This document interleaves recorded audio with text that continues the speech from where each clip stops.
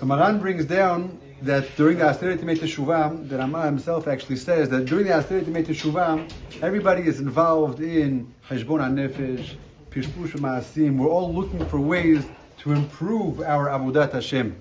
And the specific minhag which is brought down in the Shulchan Aruch is that a person who is not usually careful to only eat Pat Yisrael, meaning he's not careful to only eat bread or baked goods which were baked by a Jew or by a Jewish company, then during Aseret Yemei Teshuvah, he should be careful to only eat Pat Yisrael. So there's two things we want to address. Number one, what's included in Pat Yisrael? Number one, anything which is baked from a thick dough is included in this idea of being careful with Pat Yisrael. Even though Pat really just means bread baked by a Jew, but really it includes anything which is baked from a thick dough. So that would certainly include cookies, it would certainly include cakes, anything like that. A person should be careful and make sure it's only Pat Yisrael during the Aseret Yemei Teshuvah.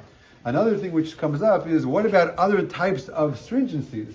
Pat Yisrael is one food stringency. There's many other areas that a person can be stringent, even in the area of food alone. Are we supposed to derive from this halacha of Pat Yisrael that a person should also take on other chumrot during the Aseret Yemei Teshuvah? So in the Kovetz Halachot, to bring this down in the name of Rabbi Shmuel Kamenetsky Shlita, then although it's a nice idea to add on other hidurim and other stringencies, the only minhag that is specifically recorded is the idea of being careful with Pat Yisrael. That means that technically speaking, in Chalav Yisrael, different things here in America that people are lenient, a person is not obligated to do so. However, Chacham Ovadia brings down in the Chazon Ovadia, in the name of many Achronim, Kaf HaChaim, Aruch HaShulchan, that really a person is supposed to learn from this halacha of Pat Yisrael and apply it to other areas also.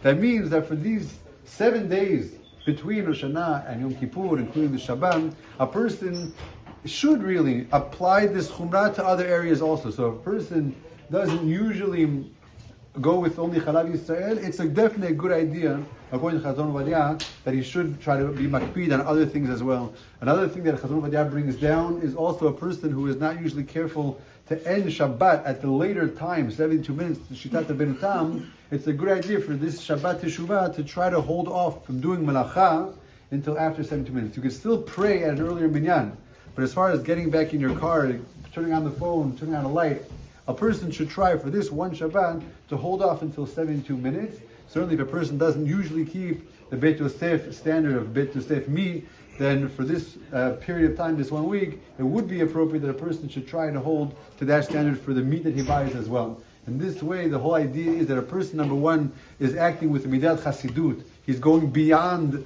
the exact requirements, and therefore we hope midah kedeged midah, HaKadosh Baruch Hu also goes beyond the regular, so to speak, din with us as well. And number two, we prove to ourselves that we can change. That's, I think, just as important, if not more, that we prove to ourselves that we're also able to change. We do it for a week, and you hold that for 1 week, that also proves to yourself that you're able to grow going through into the year as well.